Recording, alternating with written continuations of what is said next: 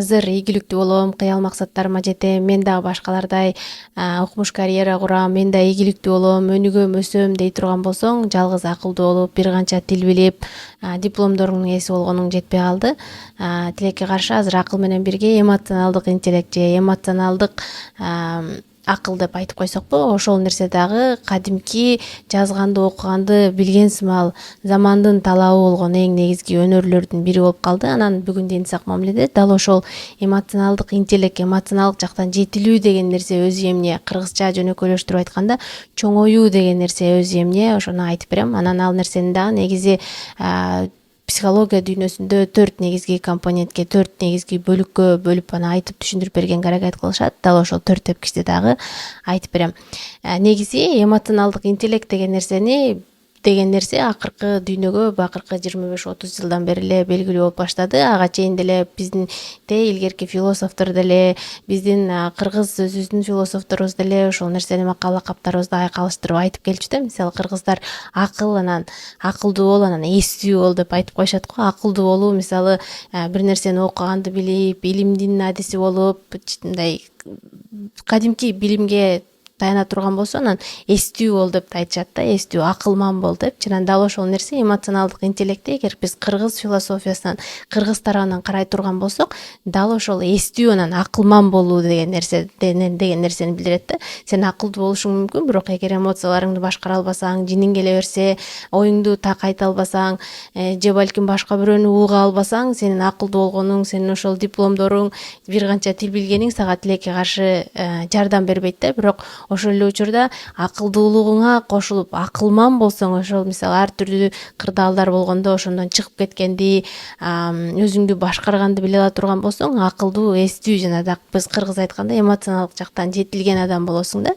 Анан IQ деп айтып коебуз го, кадимки жанагы ырчы чоорчулар арасында дагы дүйнөдө жана Шакира деген ырчы бар го, ошону дагы IQ-су эң жогору ырчылардын бири экен деп айтып коебуз. IQ деген нерсе бул биздин кадимки билимибиз да.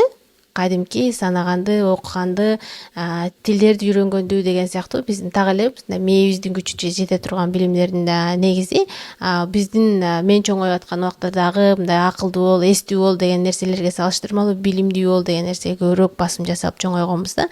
Билим эмне кылат сага? Сонун мүмкүнчүлүктөрдү алып келет, коомдо аброй берет, каалаган кесиптин ээси болууга мүмкүнчүлүк берет, чоң айлыктарга жеткиргенге шарт түзүп берет. Бирок ошол билим белгилүү бир деңгээлге жеткенден кийин сен акылмандуулукту, эстүүлүктү жана эмоционалдык жактан жетилүү деген нерсени билбесең, кадимкидей тыгылып калат экенсиң да. Бул нерсеге мен 2019-жылы аудит фирмасында иштеп жүргөнүмдө Монреалдан Торонтодо кеңсе которулганда көргөм да. Монреалда 1,5 миңге жакын кесиптешим бар болчу. Анан Торонтодо, Канададагы эң негизги кеңсебиз болгон үчүн 5 миңден ашык адам иштечү да. Анан ошол жерге барганда мен кадимки жана фильмдерде көргөндөй финанс чөйрөсүндө адамдар кандай тез убакта, кандай чоң бир атаандаштын ичинде иштейт деген нерсени көргөм да. Анан азыр газ башталып атканда дагы айтпадымбы, акылдуу болгонуң, билимдүү болгонуң, тажрыйбаң, бир канча тилдерди билгениң сага бир белгилүү бир деңгээлге чейин сени алып жетелеп келгенден кийин андан ары жетпей калат экен депчи. Дал ошол Торонтого барганда буга чейин да атаандаштык чөйрөсүндө атаандаш болуп кайнаган чөйрөлөрдө иштегем, бирок ошол Торонтого барганымда мен сымал адам ушунчалык көп экен, мен булардан кантип айырмаланам, мен өнүгүүм үчүн, кадимки берилген жумуштан рахат алып иштөөм үчүн, жакын адамдарым менен, кесиптештерим менен кандайдыр бир деңгээлде бир ден сак мамиле куруп, өзүмдү мындай күйүп кетпей, ден соолугума зыян келтирбей кантип иштей алам деген нерселер, ошол нерселер мага күйүп кеткенден кийин тилекке каршы келген. Ага чейин университетте окуп жүрөсүң, андан кийин жаңы карьера курам дейсиң, жашсың, жан талашып иштеп жүрөсүң, бирок белгилүү бир деңгээлге чейин дөңгөлөк тегерене жана так эле машинени элестетсеңиз, бензинди куйгандан кийин жүрө берет. Анан бензин өчкөндөн кийин дагы бир канча бир деңгээлге чейин ошол жок бош бак менен да жүрүп отуруп анан барып токтойт го.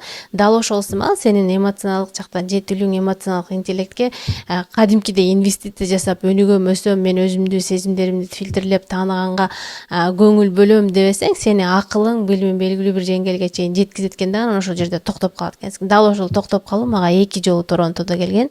Биринчи жолу 2019-жылы жаңыдан ошол жерге которулуп, анан бизде да кышында да көбүрөөк busy season деп койчу, кадимки сезон, финансы чөйрөсүндөгү негизги сезон көп иштеген убакыт болуп коет, болуп эсептелет кыш убактысы. Анан ошол кыштан аман эсен чыгып алалы деген сыяктуу нерсе бар болчу да. Анан 2019-жылы биринчи жолу кыштан чыгып атканда өзүмдү ушунчалык начар сезгем да.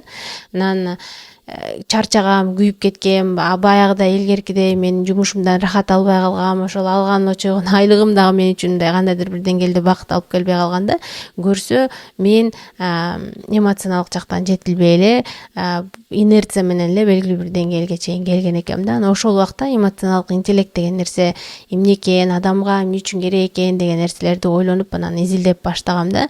Анан бул нерсеге өтө тереңдеп кирүүмдүн себеби 2021-жылы мен кош бойлуу кезимде ошол эле жерде Торонтодо иштеп аткан убакта 2019-жылы да жанагы күйүп кеткенден кийин да өзүмө көбүрөөк жардам бербей, макул ушул нерселерди ойлонушум керек экен деп азаздан өзүмдү анализдеп, сезимдеримди фильтрлегенди үйрөнүп баштаганым менен 2021-жылы кош бойлуу кезимде дал эле ошол кайра эле баягы эле инерция менен улана берип, анан жазында балам курсагымда 6-7 ай болуп калган кезинде кадимкидей шолоктоп эле кыйлап, стресс болуп, эмне кыларымды билбей, мындай жашоодон кадимкидей үмүтүм үзүлүп баштаганда, курсагымда балам бар, балам үчүн өзүмдүн руханий абалыма маани берейин дейин десем да ушунчалык алсызмын да. Карасаң баардык мүмкүнчүлүктөр бар колумда, бирок ушул эле учурда укмуш башкача күйүп кеткем да. Анан ошондо мен иштеп аткан жерде бизди 2 айга бошоткон мүмкүнчүлүк бар болчу. Эгер стресс болуп аткан болсоң же ооруган болсоң, кадимкидей 2 айга тынууга чыгып, анан эс алып келсең болот деген мүмкүнчүлүк бар болчу да. Ошондо 2 ай тынууга чыгып, андан кийин келип 1-2 жума иштеп эле анан декреттик өргүүгө чыгып кеттим. Анан дал ошол 2 айда жумуштан чыгып калган кезде чындап ойлондум да, мага эмне болуп атат? Эмнеге мен ушул абалга келип калдым? Эмнеге мен өзүмдүн менталдык абалыма жардам бербей калдым деген нерселер ойлор ошондо келген да. Дал ошол убактарда мен эмоционалдык интеллектти тереңдеп изилдеп баштаганымда, анан эмоционалдык интеллект деген нерсени дүйнөгө жайган ошол нерсенин атасы Дэниел Големан менен ошол жерден ошонун эмгектери менен таанышкам. Ал адамдын Emotional Intelligence деген белгилүү китеби бар. 1995-жылы чыгарыптыр. Биз төрөлүп мен жаңыдан басып жүргөн кездеримде ал китеп жаңы ошол түшүнүк дүйнө жүзүндө жайылып анан чыгып баштаган экен. Дэниел Големандын бул нерсеге келип калганын себеби, ал өзү Нью-Йоркто белгилүү психолог болуп, анан Нью-Йорк Таймс гезитинде атайын ошол психология багытында, адамдардын сезими багытында түрдүү макалалар жазып экен да. Анан ошону издеп отуруп, анан Америкада Йейл университетинде Emotional Intelligence, эмоционалдык интеллект деген бир макалага туш келип калат экен да. Анан ошондо биринчи жолу ошол сөздү угуптур да. Негизи IQ деген нерсе бар, акыл деген нерсе бар. Анан эмоционалдык интеллект, эмоционалдык акыл деген нерсени экөөнү бир жерде көргөндө, адам кадимкидей кызыгып, анан ошол нерсени көбүрөөк изилдейин деп, анан эмоционалдык акыл деген нерсени кандай түшүнсөк болот деп бир аз анализдеп карап көрүп, анан көрсө эмоцияларыңды акыл менен башкаруу деген нерсе турбайбы деп, анан эгерде адамдар ошол макалада жазылган негизги түшүнүктөр өзүнүн сезимдерин башкарганды, өзүнүн сезимдерин контролдогонду, анализдегенди биле турган болсо, жакындары менен ден сак мамиле куруп, эң негизгиси өзү менен ден сак мамиле куруп, дүйнө башкачараак, бактылуураак болмок турбайбы деп, анан өмүрүнүн калганын ушул күнгө чейин азыр адам тирүү ушул түшүнүктү жайганга аракет кылыптыр. Ал ошол 1995-жылы биринчи жолу Emotional Intelligence деген, эмоционалдык интеллект деген китепти чыгаргандан бери да 5-6 китеп жазды. Анан бирок эң негизгиси ушул дүйнөгө таанытуу, азыр биздин да сиз менен маек куруп ушул подкастты тартып отурганыбыздын да негизги себеби ошол адам да. Эгер мүмкүнчүлүгүңөр болсо, Emotional Intelligence, эмоционалдык интеллект деген китептин орусча котормолору дагы бар. Алып карап, окуп, бир сыра анализдеп койсоңор дагы болот. Анан дал ушул Дэниел Големан эмоционалдык интеллектти негизги 4 компонентке бөлүп, 4 бөлүккө бөлүп түшүндүрүп бергенге аракет кылат. Анан мен ошол нерсени силерге дагы айтып берейин. Эмоционалдык жетилүү, эмоционалдык интеллект деген нерсенин эң биринчиси бул өзүңдүн сезимдериңди таануу деген нерсе да. Эгер өзүңдүн сезимдериңди тааныбасаң, өзүңдүн жакындарың менен болгон ден сак мамиле куруу деген нерсе такыр мүмкүн болбойт да. Сезимдериңди таануу деген нерсе, азыр мисалы жөн эле өзүңүздөн да сурап көрсөңүз, азыр мен кандай сезимдемин деп. Сезим десе, мен азыр ушуну ойлоп атам, же болбосо азыр ушул ишти бүтүрүп койсом деген сыяктуу ойлор келет да. Бирок чынына келгенде ой менен сезимдин ортосунда айырма бар да. Эгер мисалы өзүңүздөн сурап көрсөңүз, мен азыр кандай сезип атам өзүмдү, балким ушул подкастты көргөндөн кийин сиз балким кубанып калдыңыз, кубанган сезим көрүп атасыз, же балким көп сүйлөгөн аял экен деп кыжырыңыз кайнап калды. Ошол сыяктуу ар түрдүү сезимдер болот да. Анан өткөндө биздин жабык телеграмда жабык чөйрөбүз бар, дал ушул эмоционалдык жетилүү деген нерселерди сүйлөшүп турабыз. Анан дүйнөлүк билими бар, саналуу кыргыздардын белгилүү психологдордун бири Малаке Кадыралын конокко чакырып анан түз эфир уюштурганбыз өткөн жумада. Анан ошол жерде Малаке мырза айтып берди да, адамдарда 27 эмоция бар депчи, адамдардын 27 түрдүү сезимдери бар экен деп. Биз мисалы эгер санай турган болсок, балким мен 10 чейин билет болсом керек: кызгануу, кубануу, жек көрүү, анан көрө албаган, анан уялуу деген сыяктуучу. Бирок ошол нерсени эгер чөбө турган болсок, 27 түрү бар экен деп Калифорния университетинде изилдөө жасап макала айтышыптыр да. Эгер ушул тема кызык болсо айтып койсоңор, да ал туурасында дагы, ошо сезимдер туурасында да өзүнчө видео тартып бөлүшөйүн. Анан адамдын ошол 27 болбосо да, ошонун жарымында болсо дагы, мисалы ошол ар бир сезимин фильтрлеп анализдегенди билүүсү. Мисалы мен кандай учурда жиним келет, мен кандай учурда мисалы көрө албаган сезим пайда болот, мен кандай учурда уялам деген сыяктуу өзүңдү өзүң таануу процесси ошо сезимдериңди таануу деген нерсе менен барабар да. Адамдын руху ушунчалык, биз сезимталбыз да, өзгөчөбүз да. Ар бир адам өзгөчө. 8 миллиард адам бар болсо, 8 миллиард адамыбыз ар бирибиз ар башкача, өзгөчө, уникалдуубуз. Ошон үчүн ошол уникалдуулугубуздун негизги белгиси биздин уникалдуу сезимдерибиздин болгону да. Анан эгер ошол сезимдериңди тааный ала турган болсоң, өзүңдү адам катары таануу деген нерсе дагы башталат да. Азыр бизде өзүңдү таануу, өзүңдү өнүктүр деген темалар аябай белгилүү го. Ошол өзүңдү таануу деген нерсе ошол өзүңдүн сезимдериңди таануу деген нерсе менен барабар да. Ушул нерсе боюнча дагы иштеп баштасаңар болот. Биздин телеграмда жабык чөйрөбүздө дагы ушул июль, август айлары жалаң ушул эмоционалдык жетилүү деген темаларды сөз кылып атабыз. Өткөн жумада Малаке мырза келип, дал ошол эмоционалдык жетилүү деген нерсе кайдан башталат, адамдар сезимдерин кайдан кантип тааныйт деген темада сонун маек куруп берген. Эртең мисалы жаңы дагы бир маек түз эфир уюштургантам. Ал жерде мисалы мен таарынчаак болчумун да, таарына эле берген. Бул дагы бир сезим, таарынам да, бир нерсе болсочу. Ошол сезимден кантип арылдым деген нерсени айтып берем. Андан кийинки темаларда, андан кийинки жумаларда мисалы жеке чекарамды койгонду кантип үйрөндүм, кантип жок дегенди үйрөндүм деген сыяктуу ушул эмоционалдык интеллект, эмоционалдык жактан жетилүү ошо 2019-жылдан өзгөчө 2021-жылдан баштап бүгүнкү чейин кандай аракеттерди жасап атам, ошолорду айтып берип атам. Төмөндө шилтемесин да таштап койдум биздин жабык чөйрөнүн. Эгер кызык болсо, бул темалар сиз да келип катышсаңыз болот.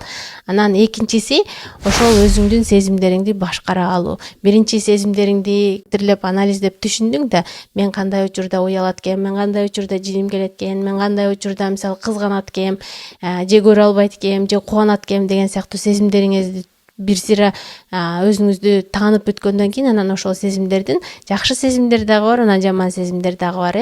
Анан ошол нерселерди башкарганды билүү да. Мисалы жөнөкөй эле сиз маршруткада кетип баратасыз. Маршруткада кетип баратканыңызда бирөө сизди сүзүп ийди да, аркымдай жөөлөп өттү да. Ошол жерде нервиңиз кайнап, жиниңиз келип калабы, же бул жерде акырын эле тынч эле абайлабайсың чоң жигит деп айтып коесузбу, же сөгүнүп бурушуп киресизби деген сыяктуу да. Ушул сыяктуу эмоцияларыңызды кантип башкарасыз? Жиниңиздин болор болбостун баардыгына жиниңизди келтире берген сиз үчүн пайдабы же пайда эмеспи? Ушул нерселерди дагы анализдеп, кадимкидей сезимдериңизди башкаруу менен иштеп баштайсыз да. Эгер өзүңүздү буга чейинки тепкичте иштеген болсоңуз, мисалы балдарыңызга бакыруу да, бакыруу, урушуу, бул дагы бир сезим да. Балдарыңызга жиниңиз келип атат. Ошол учурда балдарыңызга эгер кайсы учурда мен жиним келет экен, кайсы учурда мен балдарымды урушуп кыйкыргым келет экен, кайсы учурда мен өзүмдү кармана албай калат экем деген нерсени түшүнгөн болсоңуз, анда ошол сезимди башкарганга аракет кылуу мүмкүнчүлүгүңүз болот да. Дал ошол сымал мисалы бул тепкичтин ичиндеги компоненттер эмоцияларыңды башкара билүү, анан ийкемдүү болуу, бир жаңы бир нерселерге, жаңы жерге көчкөндө, же болбосо жаңы бир нерсе үйрөнүп атканда, жаңы жумушка киргенде ийкемдүү болуп, мүмкүн болушунча жаңы билимге ачык болуп, анан көнүп кеткенге аракет кылуу да. Андан кийинкиси болсо мисалы жыйынтыкка умтулуу, мисалы мисалы эгерде бир максат койгон болсоңуз, мисалы үй сатып алам дей турган болсоңуз, орто жолдо үй сатып алууга керектелүүчү мисалы акча чогултуп аткан учурда сиздин ошол жерде түрдүү бир түшүнбөстүктөр, стресс кыла турган абалдар боло турган болсо, ал нерселерге көбүрөөк көңүл бурбай, негизги жыйынтыкка мен үй сатып алган атканмын деген сыяктуу ошол жыйынтыкка көбүрөөк көңүл буруп, өзүңүздүн нервтериңизди, кубатыңызды мындай ашыкча башка нерселерге коротпоо да. Ошол эле учурда мисалы белгилүү бир жерде жумушта иштеп аткан болсоңуз, мен бир күнү жумуштан могул жердеги ушул позицияга көтөрүлөм дей турган болсоңуз, сиздин негизги максатыңыз ошол да. Ошол максатыңызга туура келе турган, сизди ошол максатка жетелей турган иштер менен гана алектенип ортодо, мисалы кыргызда ит үрө берет, кербен жүрө берет деген сыяктуу, мисалы ар кайсы айланаңызда чыгып сизди ошондой ит үрө берет деген сыяктуу бир жагдайлар келгенде, ошол нерселерди мүмкүн болушунча азыраак кубат, энергия сарптап, өзүңүздү башкарып, анан жыйынтыкка жеткенге аракет кылып кетесиз да. Мына ошол нерселер. Андан кийинкиси мындай позитивдүү көз караш менен кабыл алуу да. Азыр дүйнөдө өзгөчө биздин интернет айдыңында, өзгөчө биздин кыргыз коомдо, кыргыз эле эмес, айланабызда казак коомунда дагы ушундай зордук зомбулук дагы көп болуп атат. Уурдалгандар, ар түрдүү мындай ушундай терс, негативдүү маалыматтар дагы ушунчалык көп да. Анан ошол учурда өзүңдү мүмкүн болушунча коргоонго аракет кылып, балким кээ бир нерселерден, кээ бир маалымат порталдарынан өзүңүздү алыстатып деген сыяктуу мындай бир аз жашооңузду жалаң эле негатив нерсе кыла бербей, мындай позитивдүү көз караш менен да караганга аракет кылсаңыз болот да. Мындай ошол эле учурда мисалы бул жалгыз гана сырттан келип аткан негативдер эмес, мисалы буга чейинки дагы айтпадымбы, белгилүү бир жыйынтыкка келгим келип атат, белгилүү бир максатка жетким келип атат дей турган болсоңуз, мына ошол жерде ортодо чыккан кырдаалдарды дагы мындай өтө терс, өтө мындай жиниңиз келип же болбосо өкүнүп кабыл албай, мындай позитивдүү кабыл алганга аракет кылуу деген сыяктуу да. Анан бул нерсени компоненттерди өзүнчө башка бир видеодо деталдуураак түшүндүрүп берейин, бирок жалпысы ушул экинчи негизги бөлүгүндө өзүңдү, сезимдериңди тааныгандан кийин ошолордун ар бирин башкарганга аракет кыла билүү да. Андан кийинки тепкич болсо, коомду, айланаңдагыларды таануу, кайдыгер болбоо. Бул нерсе мындай өзүңдү, сезимдериңди таанып башкарганды билгенден кийин жалгыз эле өзүңдү ойлой бербей, мындай айланаңдагыларга да боорукер болгонго аракет кылуу да.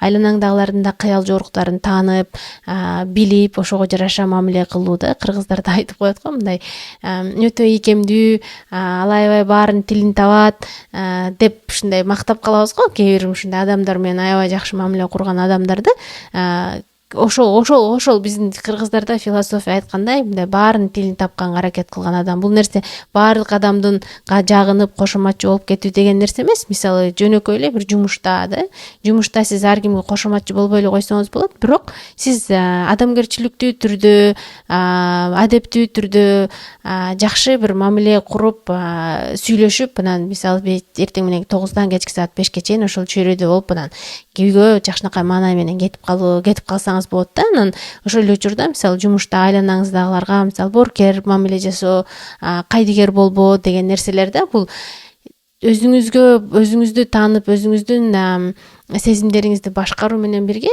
айланаңызга да ошондой адам болгонго аракет кылуу да. Адам менен бактылуу да. Анан качан өзүң менен, анан жакындарың менен, айланаңда күндө сүйлөшө турган адамдар менен мындай бир дени сак мамиле кура алганыңда, анан чын эле бактылуу болосуң да. Байлык дейбиз, бийлик дейбиз, анан ийгилик дейбиз, бирок ошол нерселердин баарынан дагы жаныңдагы, айланаңдагы адамдар менен жакшы мамиле кура билүү эгер таразага кое турган болсок, ошол нерсе жеңип кетет да.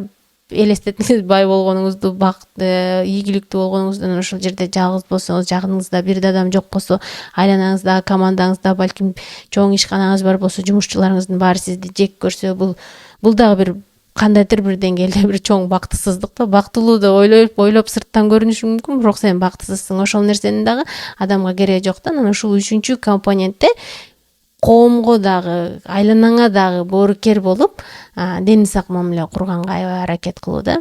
Андан кийинки 4-үнчү компонент болсо, дени сак мамиле кура билүү. 3-үнчүдөн кийинки эле 4-үнчү тепкич, качан гана айланаңдагылардын да сезимдерин көрүп, айланаңдагыларга дагы мындай боорукер мамиле кылып, алардын да оюн ойлоп, алар менен да эсептешкен мамиле курганды билгенден кийин, анан чыныгы сыртта эле эмес, мындай жумуш жергесинде эле эмес, үйдүн ичинде дагы кадимкидей бирдей бир лидер адам болосуз да. Лидер деген нерсе сөзсүз эле башкаруучу эмес, лидер деген нерсе азыркы түшүнүктө ошондон үлгү алгысы келген, ошол адамды жактырган, ошол адамдын жолун жолдогусу келген адам болуу да. Мына үйдө деле мисалы эгер ата болсоңуз, апа болсоңуз, балдарыңызга мисалы кадимки авторитет болгондун ордуна атам ушундай, апам ушундай деген мындай үлгү боло турган болсоңуз, ушундай бир лидер болсоңуз кандай сонун мисалы элестетиңиз, балдарыңыз менен сонун дени сак мамиле кургансыз, сиз эмоционалдык жактан сонун жетилгенсиз, ар бир конфликтти сонун чечесиз, кыялдарыңызды көздөй чуркайсыз.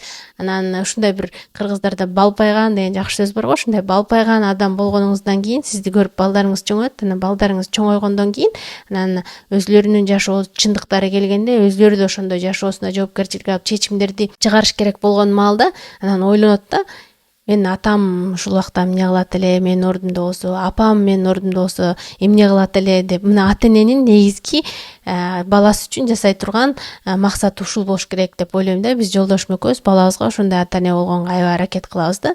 Мүмкүн болушунча балабызга ушунчалык үлгү бололу, балабыз өмүр бою балким мындай эстеп, балким атам апамдан ушундай нерселерди үйрөндүм эле, ал кандай нерсе менин ордумда болсо кандай чечим чыгармак деп, анан мындай бир кандайдыр бир деңгээлде жакшы бир позитивдүү бизди эстегенде маанайы болсун деген, эскерсин деген жакшы бир ниетибиз бар да. Ошол эле нерсе, ушул баардык нерсе эмоционалдык жактан жетилген нерсенин алып келе турган бир берекеси, ырыскысы ошол да.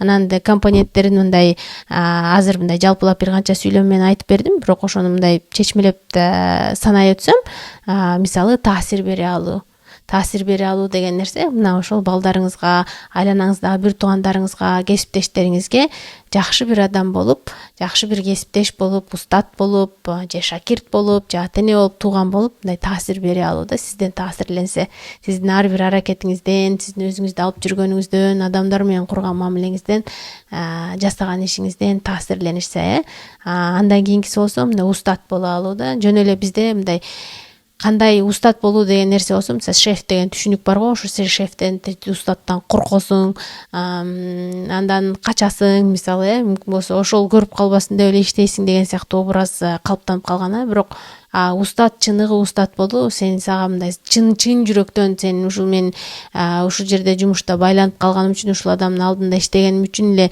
мен устат болгон үчүн эле сиз дегенге мажбурмун деген эмес, чын жүрөктөн биринчи таасир бере алуу деген сыяктуу айтып атпаймынбы, ошол сыяктуу мындай таасир берип, чыныгы лидер болуп, чыныгы устат боло алуу да. Эгер чыныгы устат болсоң, мисалы жумушчуларың да кетпейт, командаң да күчтүү, анан жалгыз өзгөчө жумуш жергесинде же кандайдыр бир өзүңүздүн бизнесиңизди жасап аткан болсоңуз дагы жалгыз ийгиликке жетпейсиң да, сөзсүз түрдө командаң керек. Эгер өсө турган болсо, өскүң келсе, алдыңда адамдарды да өстүрүшүң керек да. Демек сен мыкты устат болгонго аракет кылууң керек да. Анан биринчи буга чейинки санаган 3 компонентти жакшылап өздөштүрсөң, анан устат болууга мүмкүнчүлүгүң жаралат да.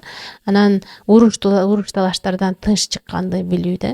Конфликтти чече алуу, конфликтти кадимкидей ошол жерде уруш талаш чыга турган маанай келгенде, бирөө бир аргументи менен, наразычылыгы менен келгенде ошол нерсени уга билүү, жооп бере алуу, кырышып, жакалашып, ошол жерден сөгүшүп, энеңди, атаңды деп кетпей, тынч отуруп чоң адамдардай сүйлөшүп ошол конфликтти чечкенге аракет кылуу да. Бул абдан биздин коомго абадай суудай керек боло турган нерсе.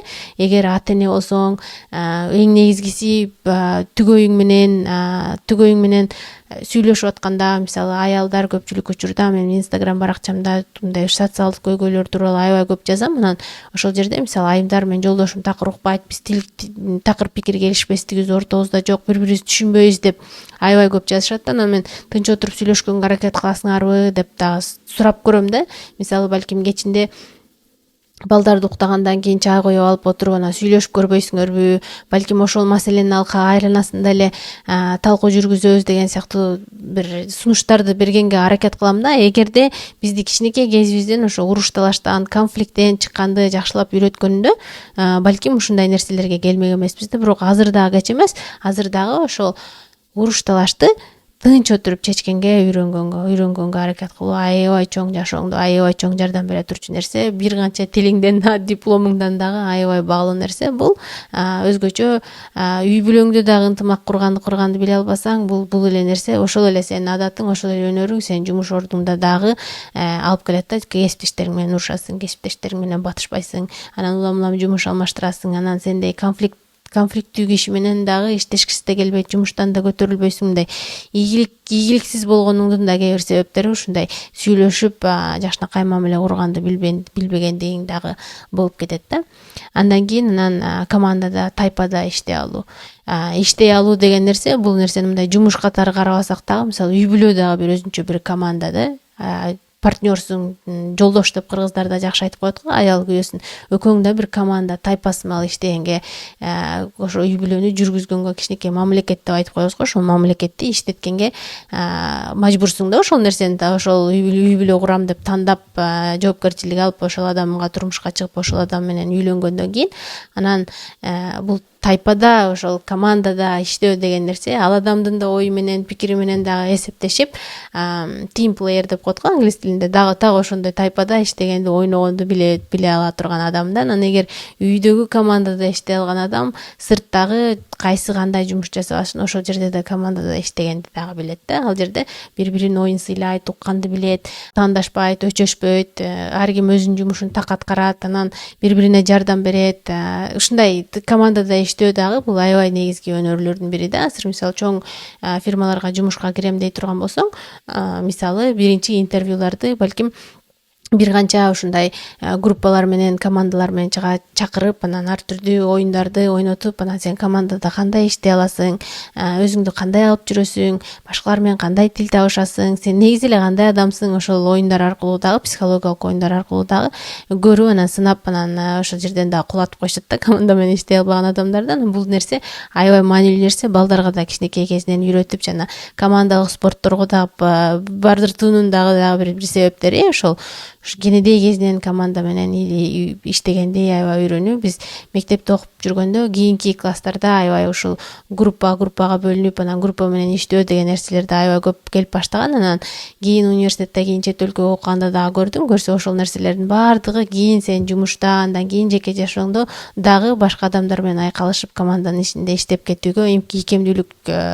жаратуу үчүн, ийкемдүүлүк өнөрүн үйрөнүү үчүн өтө керек нерсе экен да. Андан кийинкиси илхам, эргүү бере алуу да. Таасир бере алуу деген нерсеге дагы бир аз окшошуп кетет, бирок сен өзгөчө лидер болгондон кийин, ата эне боло турган болсоң, же болбосо жумушта бир устат боло турган болсоң, сени көрүп чоңоюп жаткан балдарың, сени көрүп чоңоюп жаткан шакирттериң, ошол сенин командаң сенден илхам алып, эргүү алып туруш керек да. Аларга ошол бериле турган ошо жашоосун, же болбосо жумушта боло турган болсо, бир тапшырма бере турган болсоң, ошол тапшырманы жасоого мотивациясы болуш керек да. Ошол мотивацияны сен бере ала турган адам болушуң керек. Мотивация түздөн-түз жана мотиватор болуу эмес, сенин аларга болгон мамилең, сенин адамгерчилигиң, сенин эмоцияларыңды башкара алган, конфликттерди башкара алган, мыкты, кыргыздар айткандай, балпайган адам боло алганың, бул ал адамдардын айланаңдагыларга дагы илхам берүү, таасир берүү деген нерсе да. Биз мисалы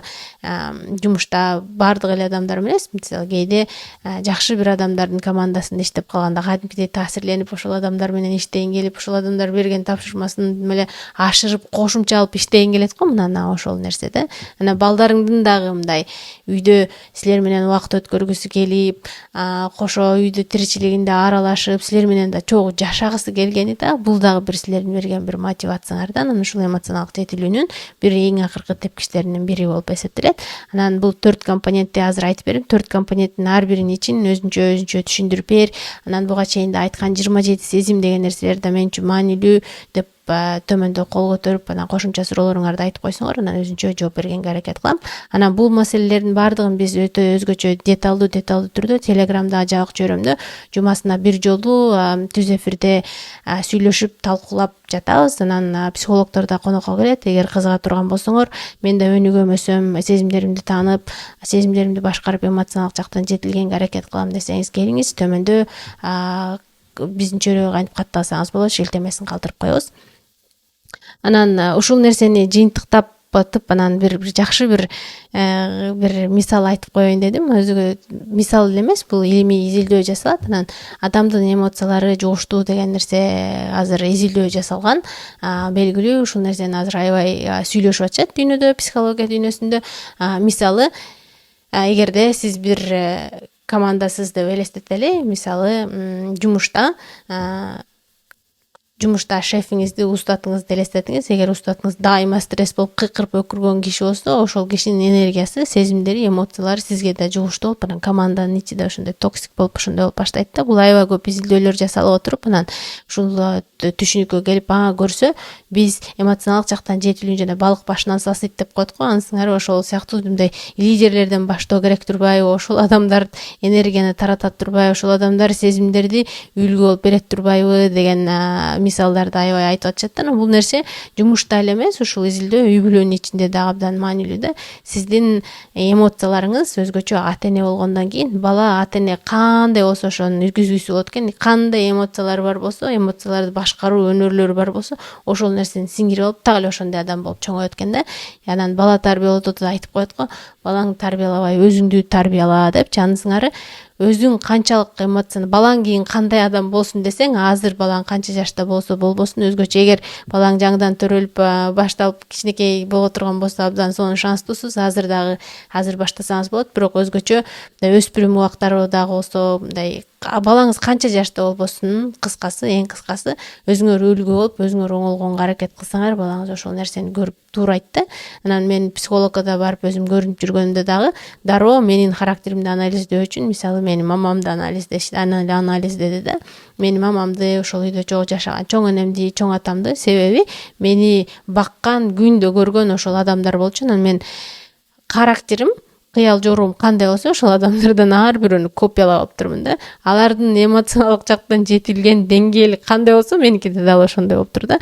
Бирок мен ошол чынжырды үзүп, ошол нерсенин баардыгын, мисалы, кыйкырышып урушуп чечкен маселе сыяктуу, таарынган сыяктуу адаттардын баардыгын балама өткөрүп берүүм кереги жок. Ушул жерден мен оңолуп, мен жакшы болуп үлгү боло турган болсом, баламдын кийин психологдорго барып калуу, эмоционалдык жактан жетилет элем деп кайгырып издеп калуу ыктымалдуулугу азыраак болот деп үмүттөнөм да. Себеби эгерде үйдө ата энеси урушпаса, үйдө ата энеси сокпосо, сүйлөшүп, мындай адам сыяктуу мамиле кыла турган болсо, демек ошондой адамгерчиликтүү адам сыяктуу мамиле кылган адам дагы болуп чоңоет да. Анан ушул эмоциялар эле эмес, дагы бир илимий изилдөө бар.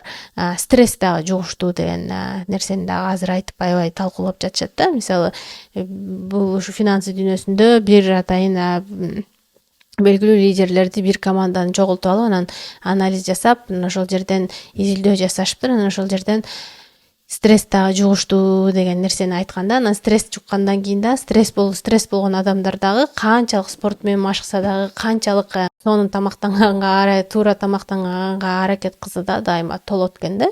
Анан ошол сыяктуу, анан ошол бир бөлмөгө чогултуп алып 5-6 кишини анан сүйлөшүп атканда, анан айтышып, ушундай стресс дагы жугуштуу, сенин стрессиң да жугуп атат командага деп айтса, анан стресстин натыйжасында анан адамдар дагы толот экен деп айтса, ошол жерде бирөө кыйкырыптыр, тиги устатына бурулуп, менин курсагым чыгып атканда сен себепкерсиң деп, жана ошол убакта мындай карасаң сен себепкерсиң деп кыйкыра турган болсо, бизге сырттан күлкүлүү болушу мүмкүн, бирок бул ошол бөлмөдө эч ким күлбөптүр, 3-4 мүнөт тынчтык болду дейт да.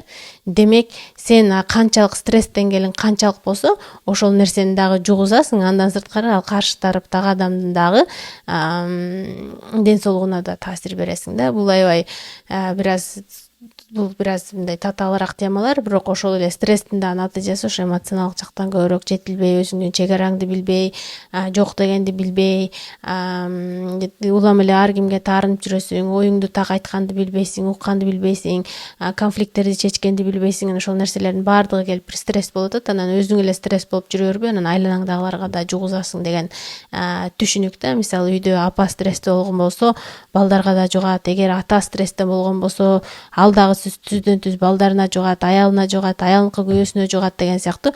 Ошол сыяктуу мындай үй бүлөдө мындай гармония боло турган болуш үчүн баардыгы мындай комплекстүү өзгөчө ата эне тарабынан дагы, аял күйөөсү тарабынан дагы ушул нерселер аябай каралуусу керек да.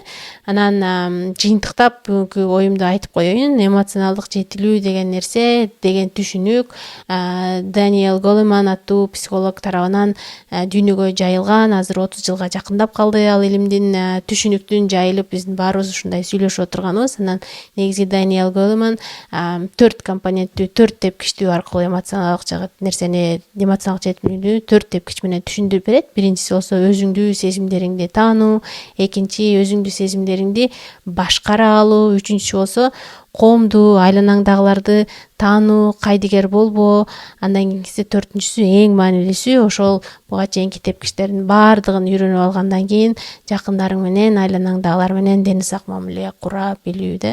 Кайрадан кайталап ушуну жыйынтыктап айтып коеюн, адамды адам гана бактылуу кылат. Азыркы илимий изилдөөлөр дагы айтып атат, адамдын жакындары менен канчалык деңгээлде, алгач өзү менен, анан жакын адамдары менен канчалык деңгээлде ден сак мамиле кура алып, мамилеси ушунчалык жакшы болсо, адамдын өмүрүнүн узун болуусуна дагы чоң себепкер экен деп. Эгер жакындары менен курулган начар мамиле адамдын ден соолугуна да таасир берип, жанагы айыкпас ооруларга дагы чоң себеп болот экен. Айыкпас оорулардын көпчүлүгү эле стресстен, жана жалгыздык сезимден келип чыгып атпайбы? Анан анын сыңары ар бирөөбүздүн азыр дагы кеч эмес деген мотивация менен алгач өзүбүз менен, жакындарыбыз менен ден сак мамиле кура алуу мүмкүнчүлүгүбүз бар. Анан кошумчалап айткым келет, эмоционалдык интеллект деген нерсени Даниэл Големан өзү дагы айткан. Бул нерсени канча жашта болсоң дагы баары бир үйрөнүп алууга мүмкүнчүлүгүң бар. Анан бул нерсени үйрөнүү дагы, мисалы тиш докторго барып тишиңди дарылатып келип эле бир үйрөнүп коюп анан жыйыштырып басып кетем деген нерсе эмес. Бул көп жылды талап кыла турган нерсе. Мен мисалы 2019-жылы баштасам, азыр мына 2024-жыл болуптур. Анан ошонун негизинде ошол нерсени казып отуруп, анан магистратурага, азыр Гарвард университетинде магистратурада окуп атам, психология бөлүмүндө. Анан мындай ушул нерсени, эмоционалдык жетилүү деген нерсени биздин коомго сөзсүз түрдө жайылтыш керек турбайбы? Ушул нерсени эгер көбүрөөк адам билсе, дүйнө жакшыраак болот турбайбы? Дүйнө бактылуураак болот турбайбы деген так эле ошол Даниэл Големандын дагы бул өмүрүн арнаган нерсе багыт экен. Анан мен да ошол нерсе менен алектенгим келип атат. Эгер эмоционалдык интеллект деген нерсени мен жолумду, сезимдеримди кандай анализдедим билгиңер келсе, жөнөкөйлүк жаңы заманда сулуулук аттуу менин күндөлүктөрүмдүн жыйынтыгы чыккан. 2019-жылдан баштап 2023-жылга чейин жазгам. Ошол жерде аябай көп нерсе, ар түрдүү сезимдеримди, ар түрдүү кырдаалга болгон рефлексияларымдын баардыгын анализдеп, терең бир психологиялык бир анализ китеп болгон. Эгер кызыксаңар, төмөндө кайсы дүкөндөрдөн алсаңар болот, жазып коем, окуп көрсөңөр болот. Сөзсүз түрдө мен келген жыйынтыктарга келбей деле койсоңор болот. Бирок негизи ойлоно турчу бир канча жүздөгөн ой пикир, тема десем болот. Бүгүнкү подкастыма мени менен бирге болгонуңуздарга чоң рахмат. Баардыгыңыздарга эмоционалдык жетилүү жолуңарда ийгилик жана жемиштүү жол каалайм. Рахмат.